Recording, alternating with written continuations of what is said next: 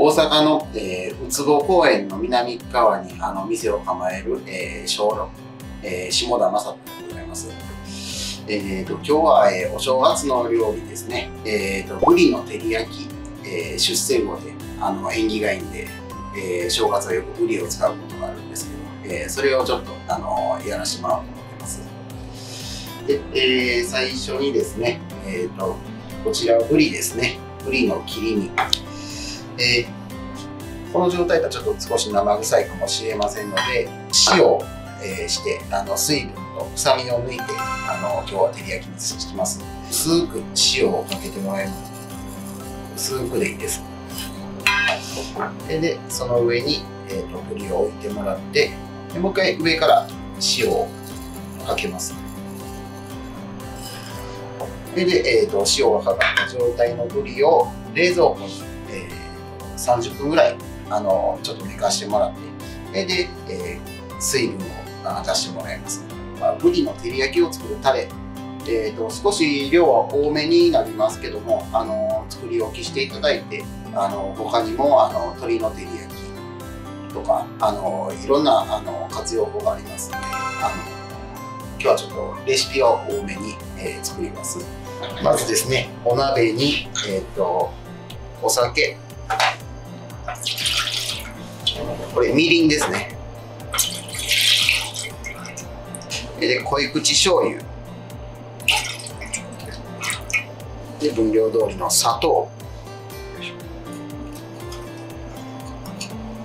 これをもう全部入れてしまって、で火にかけます。少し混ぜながら砂糖を溶かす感じで混ぜながら、本来、お酒と、みりんを煮切ったりするんですけど、アルコール分飛ばしたりするんですけど、ご家庭では火が上がるんで危ないんで、それはちょっと避けさせてもらって、このまんま、沸いたら、強火にして沸いたら、次は弱火ですね。ポトポトポコポコなるぐらいで、煮詰めていってもらいます。これが、少し、煮詰めて、少しとろみが出た状態ですね。この状態が、これが次のブリの照り焼きのタレになります。そうですね、一度冷ましてもらって、前の日の晩に作って、で次の日使うような形にしてもらったらいいと思います。この周りの、水分ですかね、出てきた水分をちょっとキッチンペーパーで、取っていただいて、これをしっかり取ったら臭みがマシになりますので、もしそれでもちょっと匂いが気になるっていう方は、少しこれをさっと表面だけ霜降りっていうお湯にさっとくぐらしていただいて、でその水分をキッチンペーパーで拭いていただいて使ってもらったら大丈夫です。今日は、簡単にできる、フライパンでするブリの照り焼きをやらせてもらいます。ブリですね。こちら小麦粉です。小麦粉を、全面皮面もしっかりねつけてもらって、余分な粉ははたいてもらって、粉をまぶせることで、タレがよく絡みやすくなりますので、油は少し多めに引いてもらってもいいと思います。でブリ、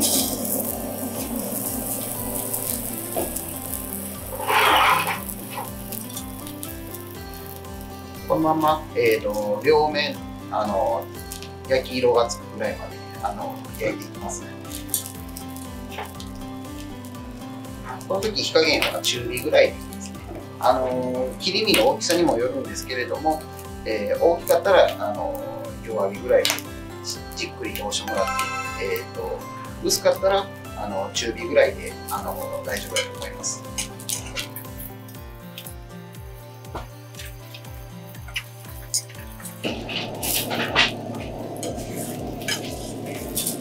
焼いてもらって、少し焼き色がついたら返してもらいます。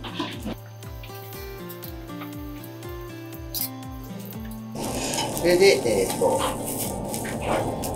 両面軽く焼き目がついたら次はも焼いてあげてください。皮もしっかりパリッとやったら最後に美味しいんで。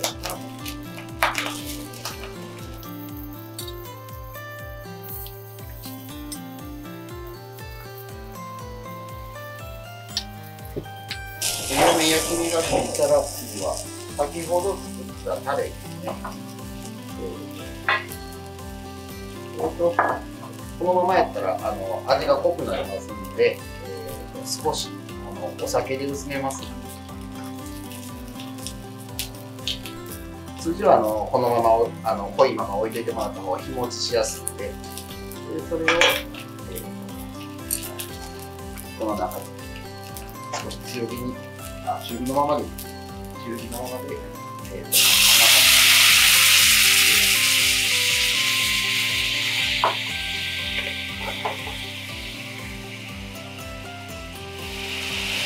のまま、タレを絡めるように焼いていきます。焼くっていうか、ソースの中で、タレの中で、くぐらせるような感じですかね。ある程度絡んだら、このまま出してもらいます。でこの時にこの残ったタレですね、これをちょっと煮詰めてあげて、煮詰まったところにもう一回このブリを入れてあげます。そうすることによってブリの火が通りすぎず、でタレもしっかりとろみがついてブリに絡みやすくなります。でブリに絡んだらもう火を止めていただいて、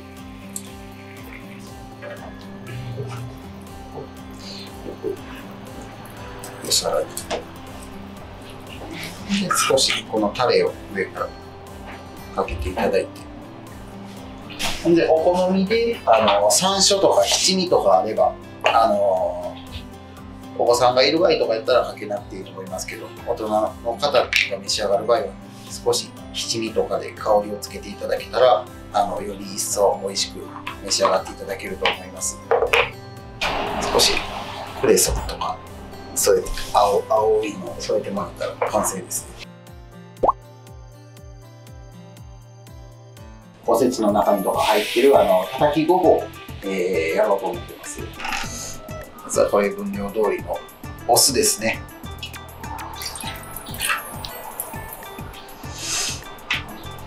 で、次はお水、薄口醤油で、砂糖、これを全部もうお鍋に入れてしまって、その後火にかけます。下に砂糖が残っているんで、混ぜながら砂糖を溶かすような感じで、沸くまでいかなくていいです。砂糖が溶けるぐらいの温度で大丈夫です。沸かしすぎると酢が飛んでしまいますんで、止めてください。これを一回、冷まします。練りごま、これでごま酢を作ります。当たり鉢にごまを入れてもらって、これさっき酢入れるとごまと、酢が分離してしまうんで、お酢ですね。さっきの作ったお酢をとりあえず、3分の1ぐらいで、をしっかり練りごまを酢で溶いてあげるような感じで。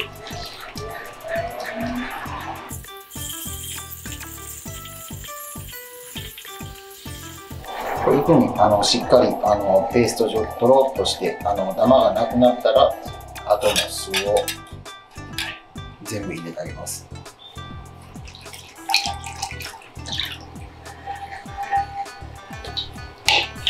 こうやって分けてあげることによって分離せずに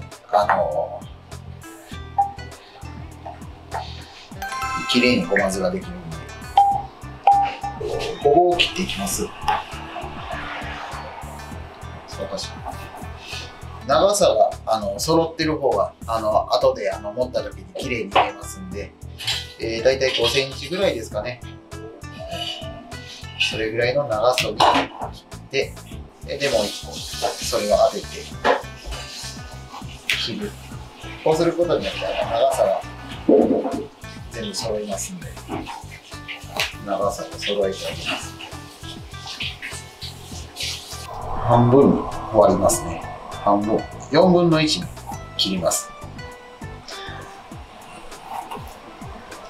こうですね。切ったらごぼうは色が変わってきますんで、切り口から。お水の中に、お酢を少し。色止め、アク止めの、効果があるんで、それを少し入れた水に中に切ったそばから入れていきます。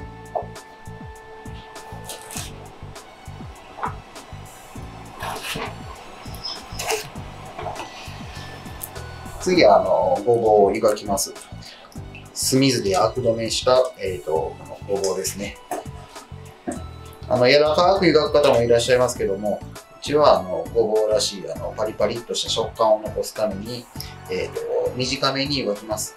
で、ここにもお酢ですね。お湯にお酢を少し。これもアク止め、白く揚げるためのやり方ですね。しっかり沸いたところに、ごぼうを入れてあげます。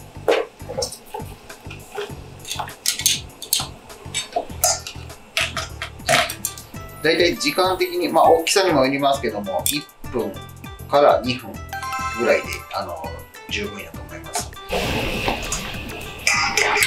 で、湯がけたら一回ざるに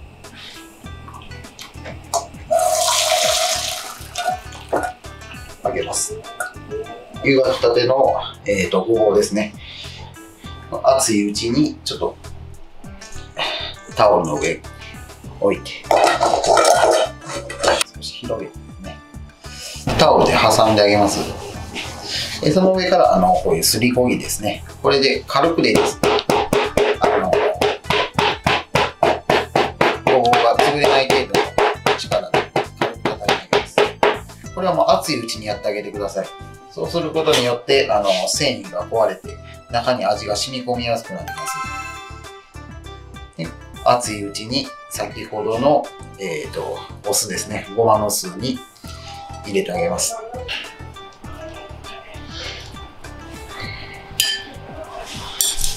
で、味が入るようにこれは一晩冷蔵庫で寝かせます。一晩寝かしたごぼうですね。味の入ったごぼう、ごまを絡めるんで、いりごまですね。いりごまを適量潰しすぎないぐらいの半潰しぐらいですね。香りが出て。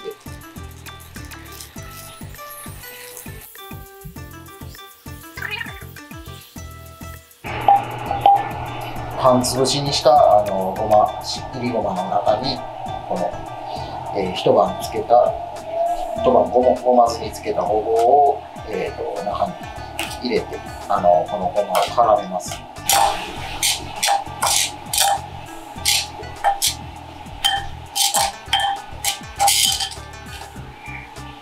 ごまもたっぷり絡めてあげた方が美味しくなるので、長さが揃っているんで同じ方向に持ってあげてきれいになります。